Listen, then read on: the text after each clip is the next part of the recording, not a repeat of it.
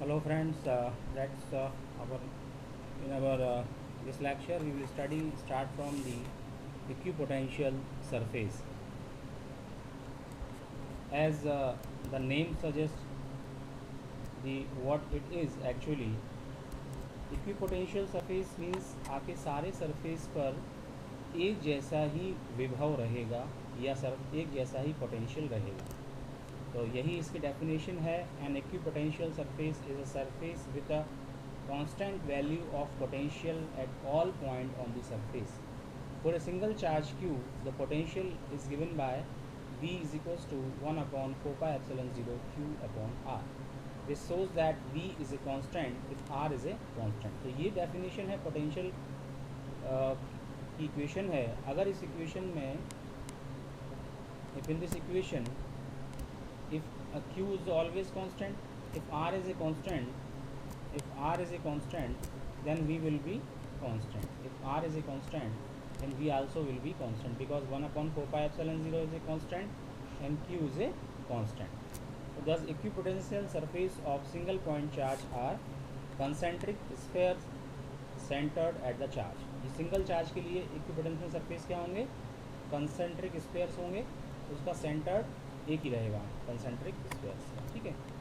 Now the electric field line for a single charge Q R radial line starting from और ending at the charge. अगर positive है तो यहाँ से start होंगी और अगर नेगेटिव है तो यहाँ पर एंड होंगी, depending on whether the Q is positive और नेगेटिव।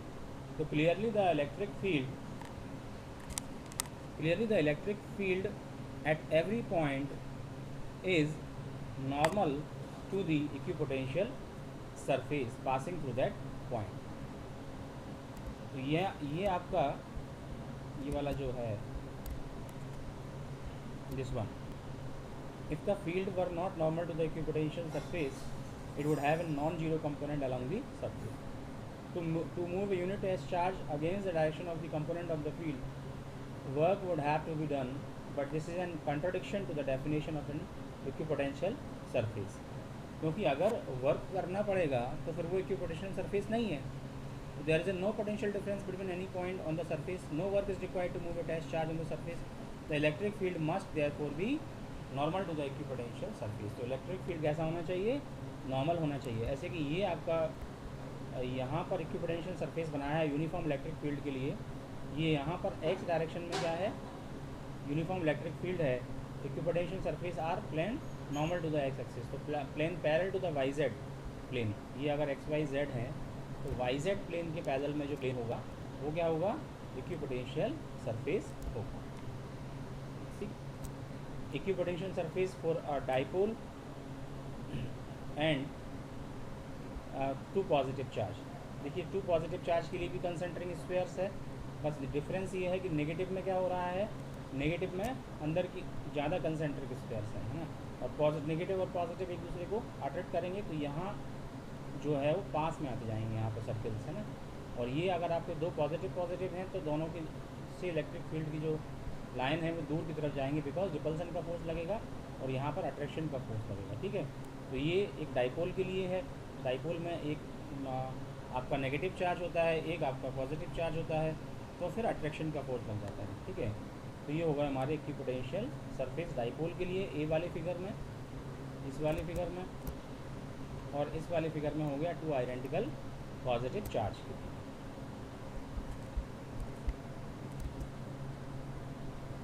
चलिए नेक्स्ट है हमारा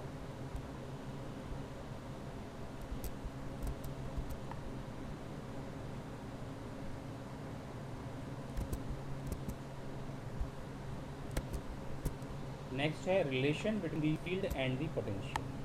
तो इसके लिए हम क्या करेंगे? Consider two closely space equipotential surface A and B. ये ए भी इक्विपोटेंशियल सरफेस है, यहाँ पर सेम सभी जगह वी वोल्ट है, और ये बी भी इक्विपोटेंशियल सरफेस है, यहाँ पर V plus delta V volt है ना। तो where delta V is a change in V in the direction of electric field. Electric field direction ये अपर साइड है। इलेक्ट्रिक फील्ड डायरेक्शन कहाँ है? ये अपर साइड में। अपर साइड में क्या है? इलेक्ट्रिक फील्ड की डायरेक्शन है। तो let P be the point on the surface B. मान लीजिए कि सरफेस बी पर एक पॉइंट बी है, ओके, और डेल्टा एल जो है is the perpendicular distance of the surface A from P, P से सरफेस ए की जो डिस्टेंस है वो क्या है, डेल्टा एल है, ठीक है। तो imagine that a unit positive charge is moved along this perpendicular from the surface B to surface A. तो मान लीजिए कि सरफेस बी से सरफेस ए पर कोई परपेंडिकुलर ला रहे हैं, तो वर्क डन क्या होगा इस प्रोसेस में, वर्क डन क्या होगा, E dot delta L, E delta L, delta L distance हो गया, ई इलेक्ट्रिक फील्ड हो गया। तो this work equal to the potential difference. तो पोटेंशियल डिफरेंस क्या है, V A minus V B, है ना, क्योंकि बी से आप ए पे ला रहे हो, तो V A minus V B, तो ये कितना है आपका E delta L is equals to V A कितना है वी, और वी बी है वी प्लस डेल्टा वी, तो minus delta V is equals to क्या आ गया, ई डेल्टा एल, तो ई इज इक्वल्स टू आ गया minus D V by D L. Since delta V is a negative, तो delta V is a mod, minus mod we कर दिया हमने इसको। तो व्हेन दस तो हमारे पास दो कंक्लूजन निकलते हैं। पहला है कि electric field in direction in which the potential decreases steepest, so it is the magnitude is given by the change in the magnitude of the potential per unit displacement normal to the equipotential surface। तो electric field और potential के बीच में हमारे दो relation आ गए। दूसरा हो गया it magnitude is given by the change in the magnitude of the potential per unit distance per unit displacement normal to the equipotential surface at that point. मतलब अगर जब भी आप लिखेंगे तो आप क्या बताएंगे कि ई इज इक्वल्स टू होता है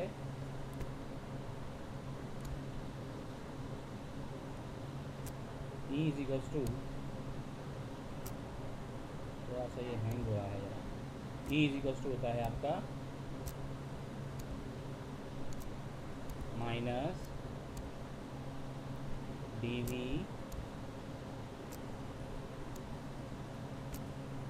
upon D T, means the negative change with respect to the time of potential shows the electric field, shows the electric field, है ना। Potential energy of a system of charges. चलिए next हमारा topic है वो है potential energy of system of charges. Consider the first simple case of two charges Q1 and Q2 with the position vector R1 and R2 relative to some origin. Suppose that you have taken the Q1 and Q2 charges, and with reference to the origin distance is R1, and with reference to the origin O the Q2 distance is R2. Okay, so this means that consider the charge Q1 Q2 at the initially at the infinite, and determine the work done by actional agency to bring the change charges to the given location. तो suppose the first charge Q1 is brought from, ये माना कि Q1 को कहाँ से लाया जा रहा है, इन्फिनाइट से लाया जा रहा है। Q1 को इन्फिनाइट से कहाँ पर लाया जा रहा है, R1 डिस्टेंस तक। उसी प्रकार से Q2 को भी इन्फिनाइट से ला रहे हैं कहाँ तक, R2 डिस्टेंस पर। तो there is no work external field against the work need to be done.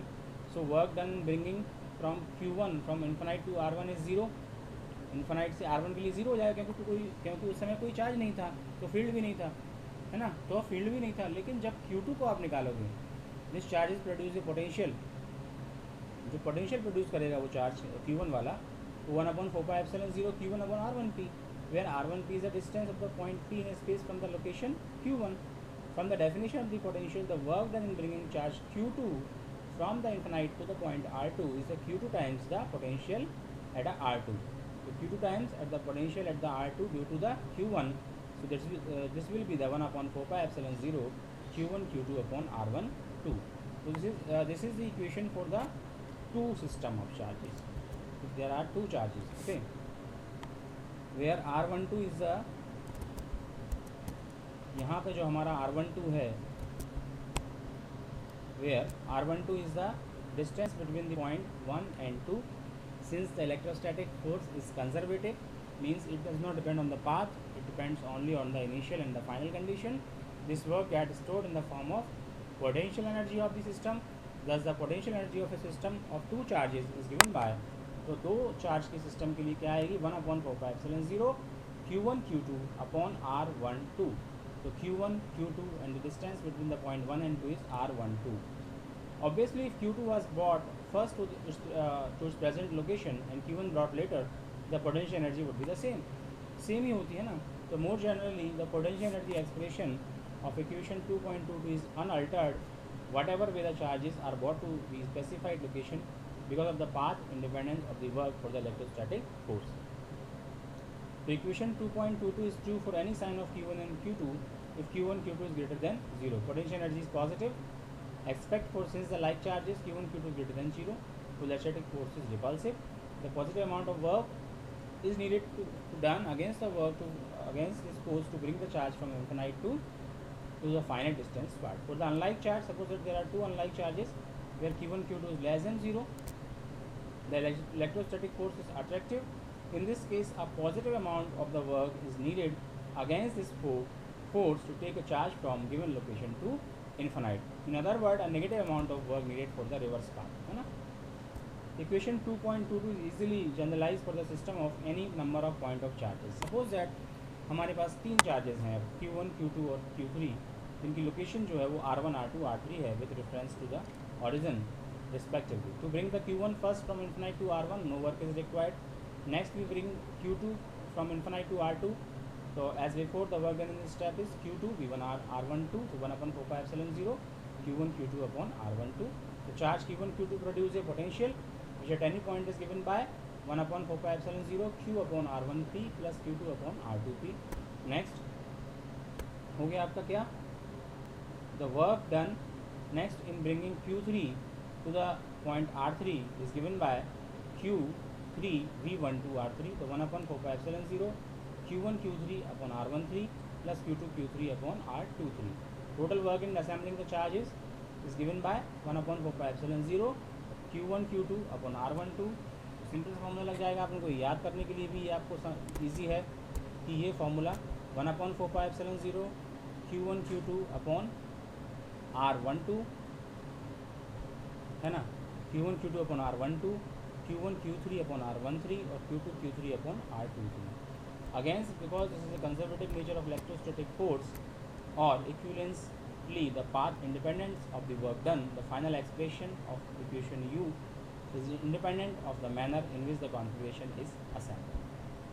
So this is the potential energy is the characteristic of the present state of the configuration and not the way of the state is achieved. Now we will do this question.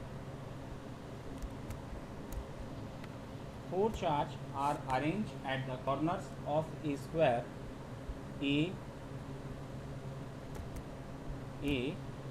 B, C, D as shown in figure. Find the work required to put together the arrangement. पूरा work निकालना है इस arrangement को बनाने के लिए. Infinite से पहले हम प्लस क्यू को लाए, फिर माइनस क्यू को लाए, फिर प्लस क्यू को लाए, फिर माइनस क्यू को लाए. ठीक है, पहला क्वेश्चन है. और दूसरा है charge Q naught is at brought at the centre of E of the square, the four charges being held fix at the corners, how much extra work is needed. तो सबसे पहले हमको क्या करना पड़ेगा, ये चार स्टेप में होगा.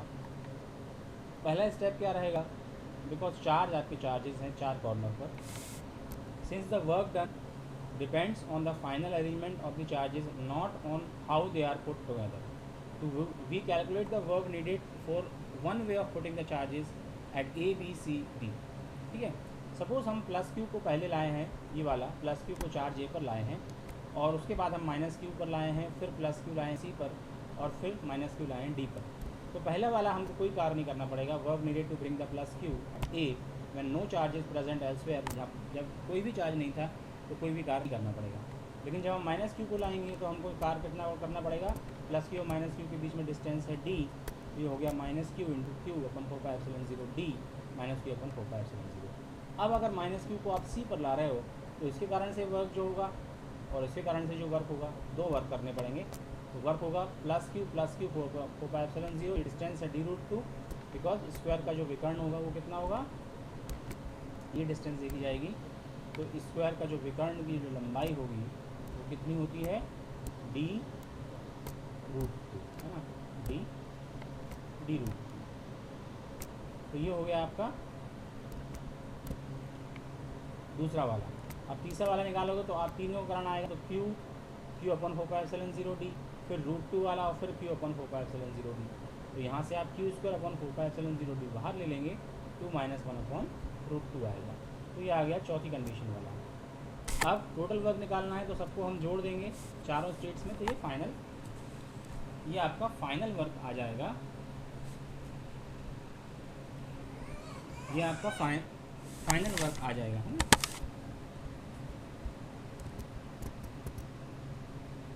तो अभी आपको, तो ये आपने फाइनल वर्क निकाला है।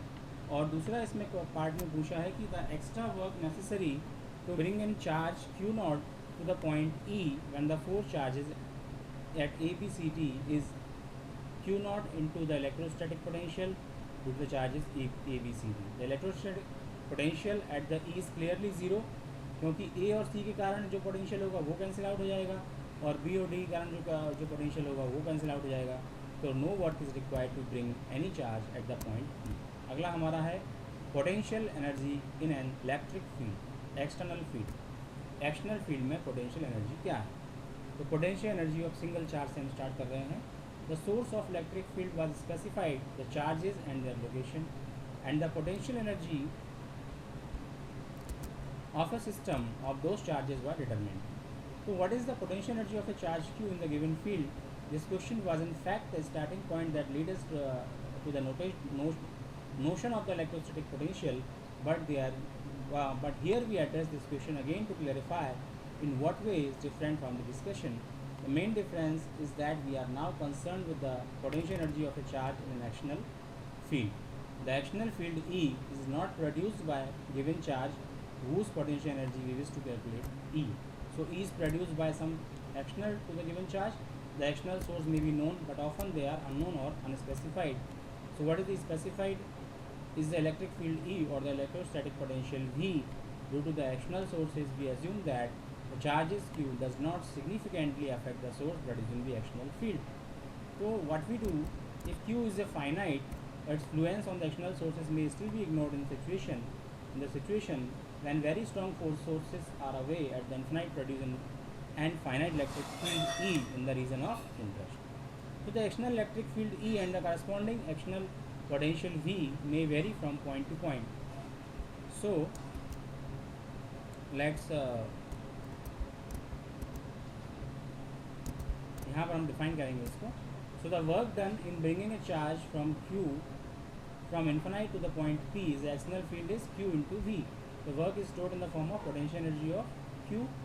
So if the point P has the position vector R related to some origin, so we can write the potential energy of Q at R in the external field is Q into VR.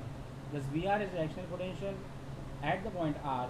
So if an electron with a charge Q is equals to E is equals to 1.6 × 10⁻19 coulomb is accelerated by the potential difference delta V is equals to 1.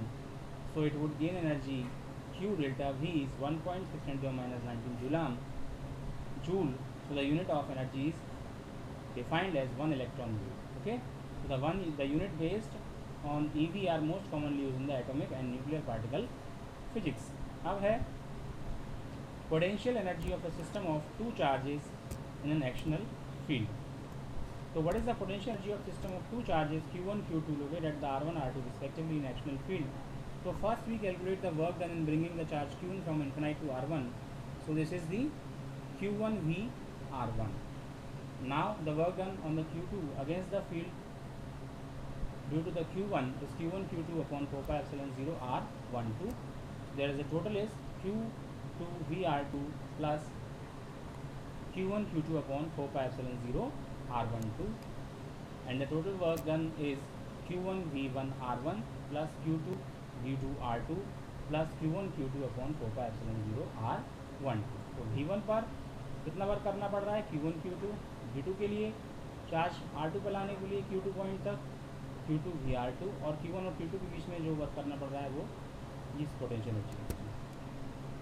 Determine the electrostatic potential energy of a system consisting two charge 7 microcoulomb and -2 microcoulomb placed at -9, 00 and 900 respectively. How much work is required to separate the two charges infinitely away from each other? चलिए इस question को करते हैं।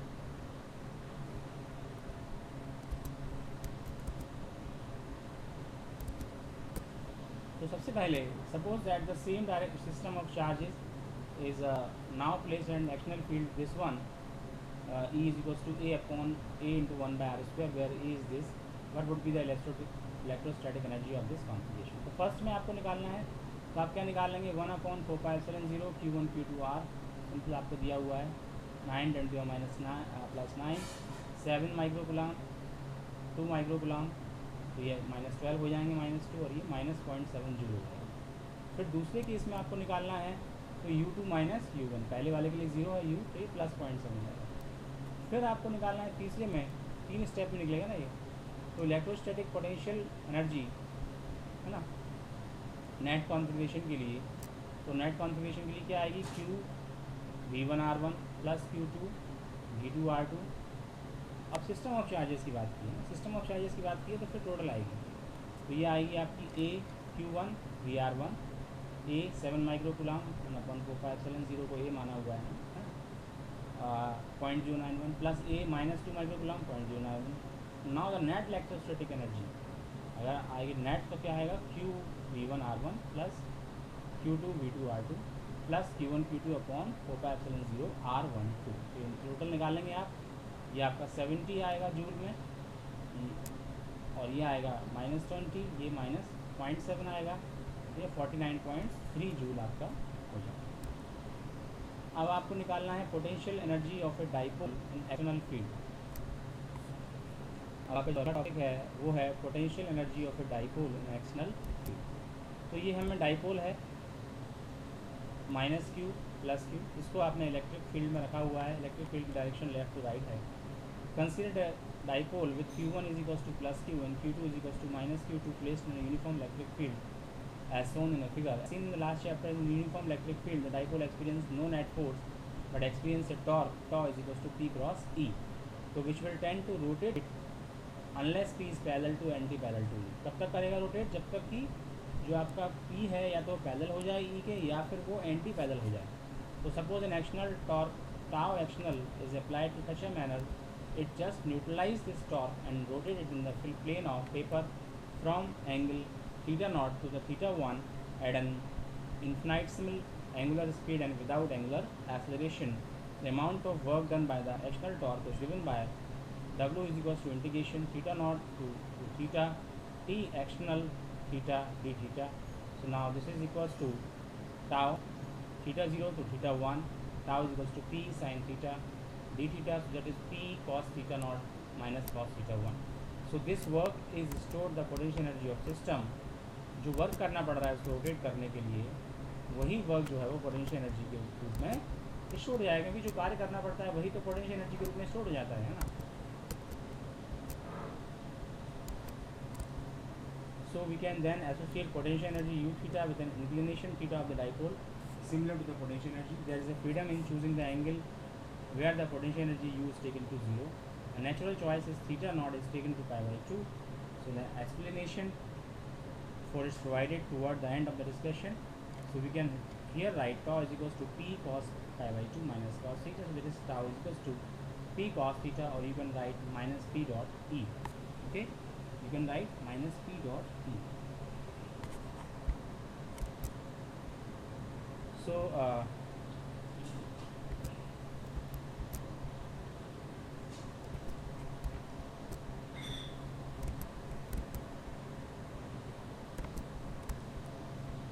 so this is expression can be alternatively we understood from the equation 2.29.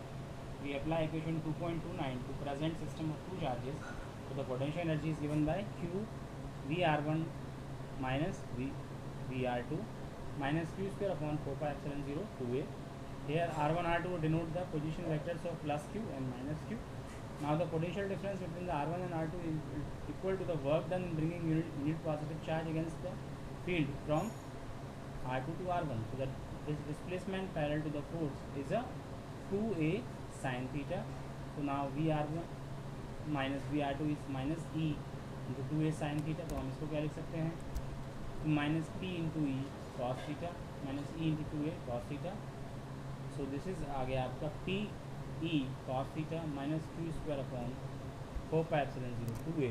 So now that we notice that the u dash theta is different from the u theta by a quantity which is just a constant for a given dipole. Since a constant is insignificant for the potential energy, so we can drop this second term from this equation 2.34 and it's reduced to equation 2.32. So we can now understand why we took theta not equals to pi by 2. In this case, the work done against the external field E in bringing the plus q and minus q are equal and opposite of cancel out. So P of VR1 minus P of VR2 is equals to 0. यहाँ पर एक question है आपका, molecule of substance has permanent electric dipole moment of the magnet is 10 to the minus 19 coulomb meter. A mole of a substance is polarized by applying a strong electrostatic field of 10 to the power 6 volt per meter. The direction of field is suddenly changed by an angle of 60 degree. Estimate the heat released by substance in aligning its dipoles along the new direction of the field. For simplicity, assume 100% polarization of the sample. यहाँ हम start कर रहे हैं. Dipole movement of each dipole is 10 to the minus 19 coulomb metre. 1 mole of substance में कितने molecules होते हैं? 6 10 to the 23 molecules. Dipole movement of all the molecules कितना आएगा? 6 into 10 to the 23 into 10 to the minus 19, 6 10 to the minus 6 coulomb meter. Initial potential energy is minus p cos theta. So minus p e cos theta is 0 degree initially. Again is 60 degree, so minus p e cos 60 is minus 3 joule. The change in potential energy is minus 3 joule minus of minus 6 joule, then minus 3 plus 6 j. So this is a 3 joule. So there is a loss in potential energy. This must be energy released by the substance in the form of heat in aligning its dipoles. तो friends, आज के lecture के लिए हम वहीं करेंगे. Next lecture start करेंगे electrostatic of conductor हम पढ़ेंगे 2.9 से नेक्स्ट लेक्चर में. तब तक के लिए थैंक यू.